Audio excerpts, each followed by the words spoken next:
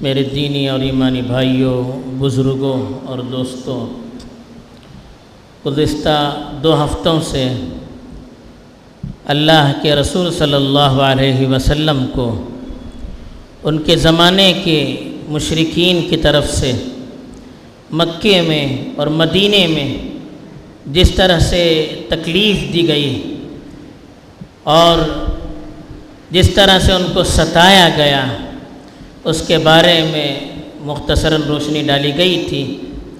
آج کے خطبے میں مدینہ المنورہ میں مشرکین کے علاوہ جو ایک بہت بڑا جھتہ تھا یا بہت بڑی طاقت تھی یہودیوں کی، ان کی طرف سے اللہ کے رسول صلی اللہ علیہ وسلم اور مسلمانوں کو جن تکلیفوں کا سامنا کرنا پڑا، جن پریشانیوں کو برداشت کرنا پڑا، اس پر ہلکی سی روشنی ڈالی گئی ہے۔ یہودی ان کو کہتے ہیں جو حضرت موسیٰ علیہ السلام کو ماننے والے تھے، اور جو قوم ان سے چلتی آ رہی تھی حضرت اسحاق علیہ السلام کی نسل سے، جن کو بنی اسرائیل بھی کہتے ہیں، وہ لوگ یہودی کہلاتے تھے۔ اللہ کے رسول صلی اللہ علیہ وسلم جب مدینے میں تشریف لائے تو مدینے میں مشرکوں کے 2 بڑے قبیلے تھے، عربوں کے 2 بڑے قبیلے تھے۔ ایک قبیلے اوس کہلاتا تھا، ایک قبیلے خزرج کہلاتا تھا، اور یہودیوں کا ایک بہت بڑا جھتہ تھا، بہت بڑی تعداد میں یہودی تھے۔ 3 خاندان عام طور پر مشہور تھے وہاں پر۔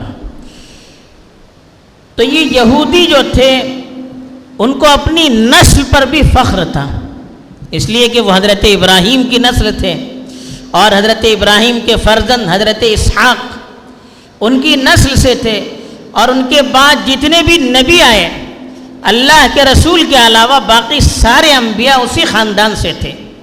اس کی وجہ سے ان کو بڑا فخر تھا، وہ اپنے آپ کو اللہ والی قوم سمجھتے تھے۔ نحن ابناء اللہ و احباء، ہم اللہ کی نسل سے ہیں، اللہ کے محبوب ہیں۔ اس طرح سے وہ لوگوں کے درمیان فخر کیا کرتے تھے، اور ان کو یہ بھی فخر تھا، غرہ تھا کہ ہم آسمانی مذہب کے ماننے والے ہیں، ہمارے پاس اللہ کی طرف سے نازل ہونے والی ایک مقدس کتاب موجود ہے۔ اور یہ بھی وہ فخراً کہا کرتے تھے، اپنے علاقے کے جو عرب تھے ان سے کہا کرتے تھے کہ ایک نبی آنے والے ہیں ہمارے، ہم ان کے انتظار میں ہیں، جب وہ ہمارے ساتھ مل جائیں گے تو ان کے ساتھ مل کر ہم آپ پر حملہ کریں گے۔ تو اس طرح سے اپنے زمانے کے جو عرب تھے ان کو ڈرایا بھی کرتے تھے۔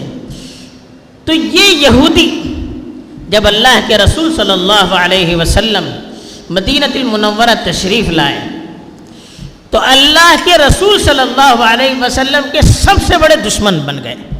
اب وجہ کیا تھی اس کی؟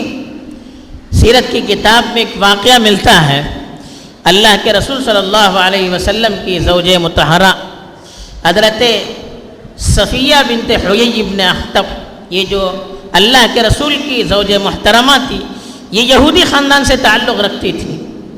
وہ خود بیان کرتی ہیں کہ ان کے والد حیی بن اخطب اور ان کے ایک بھائی تھے چچا ابو یاسر، یہ دونوں حضرت صفیہ کہتے ہیں کہ مجھے ٹوٹ کر چاہتے تھے، اپنی اس تمام اولاد میں یہ دونوں مجھے سب سے مقدم رکھتے تھے۔ ایک دن صبح یہ دونوں قبا کی طرف نکل گئے، اور شام میں جب لوٹے تو دونوں کی حالت بالکل غیر تھی، دونوں بالکل تھکے ہوئے تھے، چہرے سے مایوسی کے آثار تھے۔ میں نے ان سے پوچھا تو بات کرنے کے لیے تیار نہیں ہوئے، تو آپس میں پھر بات کرنے لگے وہ، تو ایک دوسرے سے کہنے لگے، ہمارے والد سے چچا نے جب پوچھا کہ آپ کیا کیا جائے تو انہوں نے کہا کہ جب تک زندگی رہے گی ان کی مخالفت کرتے رہیں گے۔ تو حضرت صفیہ نے بعد میں اس کی وضاحت کی کہ یہ دونوں اللہ کے رسول سے ملاقات کے لیے گئے تھے، وہاں جا کر جب ان کو معلوم ہوا کہ اللہ کے رسول عرب خاندان سے تعلق رکھتے ہیں تو پھر وہ لوگ بالکل بددل ہو گئے۔ ان لوگوں نے سوچ رکھا تھا کہ یہ ہمارے خاندان سے ہوں گے، بنی اسرائیل سے ہوں گے، لیکن جب معلوم ہوا کہ دوسرے خاندان سے ہیں تو پھر بالکل وہ بددل ہو گئے اور اللہ کے رسول صلی اللہ علیہ وسلم کے خلاف انہوں نے مورچہ سنبھال لیا۔ اس سے معلوم ہوتا ہے کہ کتنی ان کو نفرت تھی۔ حسدا من عند انفسهم، صرف حسد کی وجہ سے۔ خود قرآن نے اس کی وضاحت کی ہے کہ وَكَانُوا مِن قَبْلُ يَسْتَفْتِحُونَ عَلَى الَّذِينَ كَفَرُوا فَلَمَّا جَاءَهُم مَّا عَرَفُوا كَفَرُوا بِهِ، وہ آپ کی آمد سے پہلے آپ کا حوالہ دے کر غلبہ حاصل کرنے کی دھمکی دیتے تھے، لیکن جب آپ آئے ان کے پاس اور آپ کو پہچان لیا تو جاننے کے باوجود انہوں نے انکار کیا۔ کیوں انکار کیا؟ کہ وہ آپ کے خاندان سے تعلق نہیں رکھتے تھے۔ تو اس طرح سے وہیں سے ان کی دشمنی کا آغاز ہو گیا اور ایسے دشمن بن گئے کہ جو اسلام قبول کرتا اس کے بھی دشمن بن جاتے ہیں۔ ایک واقعہ بخاری شریف کے اندر نقل کیا گیا ہے، حضرت عبداللہ بن سلام یہودیوں کے بہت بڑے عالم، ان کا واقعہ امام بخاری رحمۃ اللہ علیہ نے نقل کیا ہے۔ ان کو جب معلوم ہوا، یہودیوں کے بہت بڑے عالم تھے، ان کا خاندان عالموں کا خاندان کہلاتا تھا، جب ان کو معلوم ہوا کہ اللہ کے رسول صلی اللہ علیہ وسلم تشریف لے آئے ہیں تو یہ اللہ کے رسول صلی اللہ علیہ وسلم کے پاس ملاقات کے لیے تشریف لائے اور کچھ سوالات کیے اور کہا کہ اگر آپ نے ان سوالات کا جواب صحیح طور پر دے دیا تو میں آپ کو نبی تسلیم کروں گا اور آپ پر ایمان لے آؤں گا۔ تو جو سوالات انہوں نے کیے اللہ کے رسول صلی اللہ علیہ وسلم نے ٹھیک ٹھیک ان کے جوابات دے دیے۔ وہ بڑے عالم تھے، وہ سمجھ گئے یہ اللہ کے رسول ہیں، تو فوراً انہوں نے ایمان قبول کر لیا۔ جب ایمان قبول کیا تو انہوں نے اللہ کے رسول صلی اللہ علیہ وسلم سے فرمایا کہ اللہ کے رسول دیکھیے یہود یہ بڑی جھوٹی قوم ہے، آپ ان کے پاس جا کر میرے اسلام لانے کا واقعہ بیان کریں گے تو وہ فوراً مکر جائیں گے اور بہتان لگانا شروع کر دیں گے، الزام لگائیں گے۔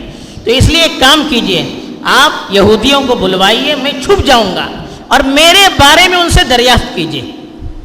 تو یہودیوں کو بلوایا گیا تو اللہ کے رسول صلی اللہ علیہ وسلم نے ان کو، وہ چھپ گئے، حضرت عبداللہ بن سلام جو مسلمان ہو گئے تو وہ چھپ گئے۔ اللہ کے رسول صلی اللہ علیہ وسلم نے ان کی پیچھے یہودیوں سے پوچھا آپ لوگ عبداللہ بن سلام نامی شخص کو جانتے ہیں؟ کہا ہم جانتے ہیں۔ کہا کون ہے؟ کہا کہ ہمارے سب سے بڑے عالم، ان کے باپ بھی سب سے بڑے عالم اور ہمارے یہاں سب سے بہتر شخص ہیں، ان کے باپ بھی سب سے بڑے بہتر شخص تھے۔ تو حضرت عبداللہ کو اللہ کے رسول نے بلایا اور کہا کہ بتائیے۔ تو انہوں نے ان کے سامنے کلمہ پڑھنا شروع کر دیا، اشہدو ان لا الہ الا اللہ واشہدو ان محمد رسول اللہ۔ اتنا سننا تھا کہ فوراً اسی وقت انہوں نے کہا اے اللہ کے رسول یہ سب سے بڑے جھوٹے، ان کے باپ بھی جھوٹے، ان کا خاندان جھوٹا۔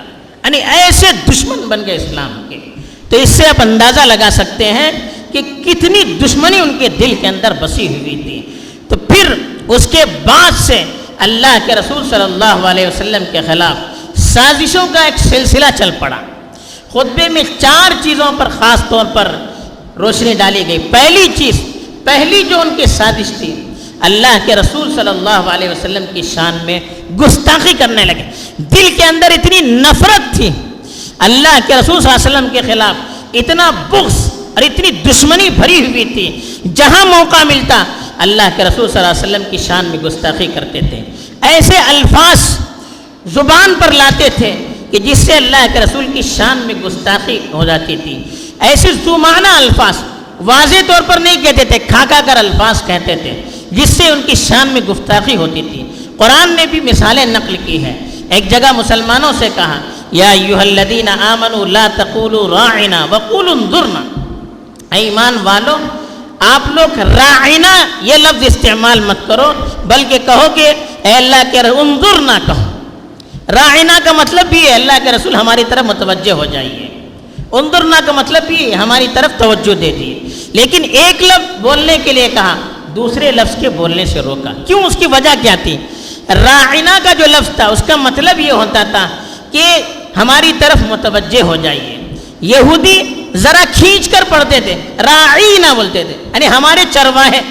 نعوذ باللہ، اللہ کے رسول صلی اللہ علیہ وسلم کا اس طرح سے اللہ کے رسول کو خطاب کر کے اپنے دل کی بھڑاس نکال دیتے کہ آپ ہمارے چرواہے ہیں، نعوذ باللہ۔ تو اس لفظ کو استعمال کر کے اللہ کے رسول صلی اللہ علیہ وسلم کی شان میں گستاخی کیا کرتے تھے، تو اللہ کے رسول صلی اللہ علیہ وسلم اللہ کے رسول کے ساتھیوں کو اس طرح کے الفاظ بھی اختیار کرنے سے روکا گیا۔ دوسری روایت بخاری شریف میں ہے، حضرت عائشہ فرماتی ہیں کچھ یہودی اللہ کے رسول صلی اللہ علیہ وسلم کی خدمت میں آئے اور عرض کیا السلام علیکم، ہم لوگ کہتے ہیں السلام علیکم، السلام علیکم کا مطلب تم پر سلامتی ہو، اور وہ لوگ زبان کو دانت کو دبا کر چبا کر کہتے تھے السلام علیکم، سام کا مطلب موت، یعنی تمہاری موت ہو، اس طرح سے اپنے دل کی بھڑاس نکالتے تھے۔ تو حضرت عائشہ نے بہت سخت جواب دیا، اللہ کے رسول صلی اللہ علیہ وسلم نے ان کو روکا اور کہا کہ اللہ کے رسول کو بدگوئی کہنا بھی از خود کہنا بھی پسند نہیں ہے، کسی کے جواب میں بھی گندے الفاظ کہنا اللہ کے رسول کو پسند نہیں ہے، دیکھیے اللہ کو پسند نہیں ہے۔ پھر کہا دیکھیے میں نے ان کو جواب دے دیا، کیا کہا؟ میں نے کہا وعلیکم، جب انہوں نے یہ کہا السلام علیکم تم پر موت ہو، میں نے کہا وعلیکم تم پر بھی موت ہو، تمہاری بھی موت ہو۔ تو بہرحال الفاظ بھی ایسے استعمال کرتے تھے جس سے اللہ کے رسول کی شان میں گستاخی ہو جاتی تھی۔ تو ایک چیز اللہ کے رسول کو بدنام کرنے اور آپ کی بے ادبی کرنے کا کوئی موقع نہیں چھوڑتے تھے۔ دوسرا جو ان کا بڑا مقصد تھا وہ مسلمانوں کو آپس میں توڑنا، جو یہودیوں کا شروع سے لے کر آج تک یہی حربہ رہا ہے، مسلمانوں کے آپس میں پھوٹ ڈالنا، اس طرح سے مسلمانوں کی طاقت کمزور کر دی جائے، اور جب طاقت کمزور ہو جائے گی وہ آپس میں بڑھ جائیں گے، سب کو نگلنا آسان ہو جائے گا۔ تو انہوں نے مدینے میں بھی اس کی بہت ساری کوششیں کی۔ ایک مثال سیرت کی کتابوں میں نقل کی گئی ہے، ایک یہودی تھے، وہ ایک مرتبہ مدینے کی گلی سے گزر رہے تھے، تو دیکھا کہ مدینے کے جو خاندان تھے اوس اور خزرج، یہ ابتدا میں آپس میں ہمیشہ لڑتے رہتے تھے، ایک دوسرے کے خونی دشمن، لیکن جب اسلام لے آئے تو آپس میں اس طرح سے دوست بن گئے کہ پتہ ہی نہیں چلتا تھا کہ یہ پرانے دشمن ہیں۔ تو یہ یہودی شاس بن قیس نامی وہاں سے گزر رہا تھا، اس نے دیکھا کہ یہ اوس اور خزرج والے آپس میں ہنس ہنس کر کھلکھلا کر محبت سے ایک دوسرے سے بات کر رہے ہیں۔ اب اس کے دل میں جلن شروع ہو گیا کہ یہ لوگ آپس کے دشمن، اس نبی نے آ کر ان کو آپس میں اس طرح سے ملا دیا، آج آپس میں بیٹھ کر اس طرح سے گپ شپ میں مشغول ہیں، ایک دوسرے سے محبت بھری باتیں کر رہے ہیں، ہنس ہنس کر باتیں کر رہے ہیں، اس سے دیکھا نہیں گیا۔ اس نے سوچا کہ یہ قبیلے آپس میں مل جائیں گے اور اللہ کے نبی کا ساتھ دیں گے تو پھر ہمارا کچھ چلے گا نہیں۔ تو اس نے ان کی پرانی جنگوں کے واقعات، جنگ بعاث ایک بڑی جنگ ہوئی تھی، اس کے واقعات چھیڑ کر وہاں پر آپس میں ایک دوسرے کو لڑانا شروع کر دیا۔ جب وہ پرانے واقعات چھڑ گئے تو دونوں قبیلے والے آپس میں ایک دوسرے کے خلاف کھڑے ہو گئے اور نعرے لگانے لگے۔ اللہ کے رسول کو معلوم ہوا، فوراً حاضر ہو گئے اور دونوں قبیلے والوں کو بتایا کہ جس تاریکی سے اسلام نے آپ کو نکالا تھا دوبارہ اس تاریکی میں جا رہے ہیں، میرے ہوتے ہوئے جاہلیت کے نعرے لگا رہے ہیں، خاندانی نعرے لگا کر آپس میں لڑ رہے ہیں۔ ایسے اللہ کے رسول صلی اللہ علیہ وسلم نے ان کو سمجھایا کہ وہ سمجھ گئے کہ دشمنوں کی سازش۔ تو اس طرح سے انہوں نے کوشش کی کہ مدینے کے دونوں خاندان کو آپس میں لڑ کر ان کی طاقت کو توڑ دیا جائے۔ اللہ نے فضل فرمایا کہ اسی وقت اللہ کے رسول صلی اللہ علیہ وسلم کو اطلاع ہوئی، پہنچ کر آپس میں اصلاح کی، پھر اس کے بعد اس طرح کا موقع نہ آنے دیا۔ ایسے ہی تیسرا جو پہلو تھا وہ ہے غداری۔ یہودی اور غداری لازم ملزوم ہے، یہودی ہو اور غداری نہ کرے، جھوٹ نہ بولے، ایسا ہو نہیں سکتا۔ تو یہ غداری مدینے کی تاریخ اٹھا کر پڑھی ہے۔ اللہ کے رسول صلی اللہ علیہ وسلم نے شروع ہی میں ان سے معاہدہ کیا تھا، یہودیوں کے قبیلوں سے، کہ ہم آپس میں مل کر رہیں گے، ہم میں سے ایک دوسرے کو کوئی تکلیف نہیں دے گا، ہم میں سے کسی کو کوئی دشمن تکلیف دے گا ہم سب مل کر اس پر حملہ کریں گے۔ یہ سارے معاہدے ہو چکے تھے، لیکن قدم قدم پر انہوں نے دھوکہ دیا۔ جب بھی مسلمانوں کے خلاف مشرکوں کی فوج آئی تو سب سے پہلے ان کو ساتھ دینے والے، چاہے کھل کر ہو یا چھپ کر ہو، وہ یہودی تھے، اور اتنی ان کی آپسی دشمنی دل کے اندر بسی ہوئی تھی کہ ہم سوچ نہیں سکتے۔ غزوہ بدر میں جب کفار کو شکست ہوئی، مسلمان جیت گئے اور خوشی خوشی آنے لگے، تو یہودیوں کے دل میں جلن ہونے لگا، اب یہ ہم پر غالب آنے لگیں گے۔ تو بنو قینقاع ایک قبیلہ ہے، اس کے ایک شاعر تھے کعب بن اشرف، انہوں نے اللہ کے رسول صلی اللہ علیہ وسلم کے بارے میں غلط سلط اشعار کہہ کر لوگوں کو بھڑکانا شروع کر دیا، اور وہ چاہتے تھے کہ کسی طرح سے مسلمانوں پر حملہ کیا جائے۔ ایک واقعہ پیش آیا، حدیث کی کتاب میں موجود ہے کہ ایک عورت جو مسلمان تھی، پردے میں تھی، وہ کسی یہودی کی دکان میں سونا خریدنے کے لیے آئی۔ اب یہودیوں نے چہرہ کھولنے کے لیے اصرار کرنا شروع کر دیا، چہرہ ڈھانپ کر آتی تھی تو وہ کھولنے کے لیے راضی نہیں ہوئی، تو انہوں نے پیچھے سے اس کی چادر کو ایک درخت سے باندھ دیا، جب وہ اٹھنے لگی تو چہرہ کھل گیا۔ اب جب چہرہ کھل گیا تو یہ لوگ ہنس ہنس کر اس کا مذاق اڑانے لگے، تو ایک مسلمان نے دیکھا تو فوراً آ کر اس یہودی کو قتل کر دیا جس نے یہ حرکت کی تھی۔ اب یہودیوں نے مل کر اس مسلمان کو بھی قتل کر دیا۔ اس طرح سے آپس میں انہوں نے معاہدہ چھوڑ کر ایک دوسرے سے لڑائی شروع کر دی۔ پھر جو واقعات پیش آئے اس کے بعد اور زیادہ تیز ہونے لگے۔ ایسے ایک دوسرا قبیلہ تھا بنو نذیر، یہ بھی مسلمانوں کے ساتھ ان کا معاہدہ تھا۔ ایک مرتبہ ایک مسئلے میں اللہ کے رسول صلی اللہ علیہ وسلم ان سے بات کرنے کے لیے ان کے یہاں تشریف لے گئے، تو بات جب طے ہوئی اللہ کے رسول صلی اللہ علیہ وسلم سے کہا، ایک دیوار تھی، آپ اس دیوار کے نیچے بیٹھ جائیے۔ اللہ کے رسول بیٹھ گئے۔ اب انہوں نے آپس میں طے کیا کہ اچھا موقع ہے ان کو مروانے کا۔ ایک یہودی کو اوپر بھیج دیا اور کہا کہ اوپر سے پتھر ان پر پھینک دیجئے، یہی مر جائیں گے۔ اللہ کے رسول صلی اللہ علیہ وسلم کو قتل کرنے کی سازش کی۔ اللہ کی طرف سے فضل ہوا، فرشتے نے آ کر اللہ کے رسول صلی اللہ علیہ وسلم کو بتا دیا، اللہ کے رسول اٹھ کر تشریف لے گئے، اللہ نے حفاظت کی۔ ایسے ہی چوتھا جو معاملہ تھا وہ اللہ کے رسول کے خلاف دشمنی میں حد سے آگے بڑھنا، وہ بھی اسی طرح کے واقعات ایسے پیش آئے کہ ہم سوچ نہیں سکتے۔ دو واقعات حدیث میں ملتے ہیں۔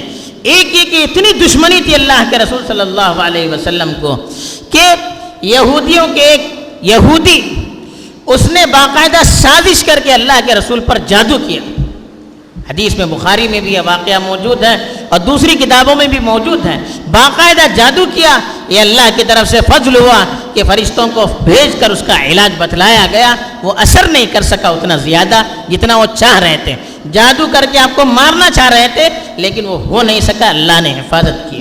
پھر ایک واقعہ پیش آیا، خیبر کی فتح کے بعد ایک یہودی نے آپ کو دعوت کی، یہودی عورت تھی، اس نے دعوت کی اور اللہ کے رسول سے پوچھا کون سی چیز آپ کو محبوب ہے؟ جب میں بکرا ذبح کر رہی ہوں تو کون سی چیز محبوب ہے؟ اللہ کے رسول نے کہا بازو کا گوشت، جو بکرے کا آگے کا جو پیر ہوتے ہیں، آگے کے دو پیر، کہا کہ وہ حصہ مجھے محبوب ہے۔ تو اس نے اس حصے پر زہر بہت زیادہ لگا دیا اور وہ پکا کر اللہ کے رسول صلی اللہ علیہ وسلم کی خدمت میں پیش کیا۔ یہ واقعہ بھی بخاری مسلم وغیرہ میں ہے۔ تو اللہ کے رسول نے جب منہ لگایا تو گوشت نے بتا دیا کہ میرے اندر زہر ہے، تو اللہ کے رسول اٹھ کر چلے گئے۔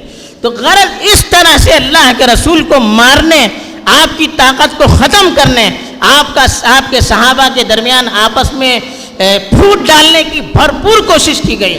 کوئی موقع ہاتھ سے جانے نہیں دیا گیا، لیکن اللہ کی مدد چونکہ اللہ کے رسول صلی اللہ علیہ وسلم اور مسلمانوں کے ساتھ تھی تو اس لیے ان کی یہ سازشیں کامیاب نہیں ہو پائی۔ مقصد یہ بتانا ہے کہ واقعات اللہ کے رسول صلی اللہ علیہ وسلم کے ساتھ بھی پیش آئے، سازشیں آپ کے ساتھ بھی ہوئی، دھمکیاں آپ کو بھی دی گئی، قتل کے واقعات، قتل کی سازشیں آپ سے بھی کی گئی، لیکن اللہ نے آپ کی مدد کی۔